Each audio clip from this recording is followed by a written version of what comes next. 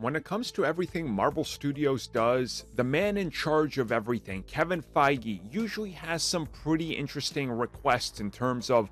what he wants in specific films or TV series that he doesn't necessarily let the people in charge of it know why these things are there. We've talked about that plenty of times. So it's interesting to know that sometimes it's the little requests that we end up finding out about that play a big impact on the bigger picture. So let's talk about the changes in regards to Doctor Strange. So this comes at us directly from people that were involved with the development of the costume and how it evolves in terms of the story progression and what they were doing with the MCU. And Doctor Strange's costume specifically, and all the changes it's gone through since its first appearance in the first film. And one of the people working on the costume design team recently revealed that when it came to what they were doing with updating the design and of course implementing some changes in there that you could tell were happening, but if you really paid attention you could tell that there was a few significant changes, is that these came as requested by Kevin Feige because they were largely gonna keep the same costume that he's had all the way up until the film.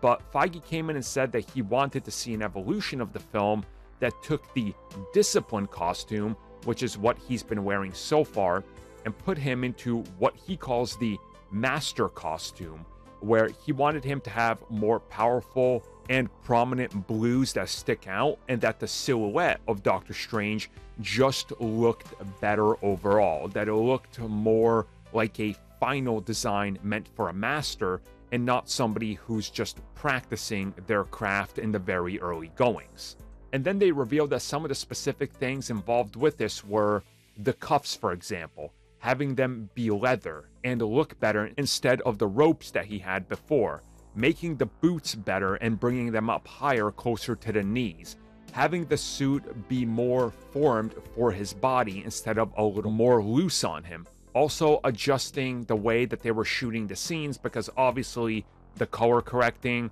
the composition of the scene and everything like that would play a factor in it. Also working on his sash, making sure that it's longer, that it looks a little better, that it's not as weathered, for example, because again,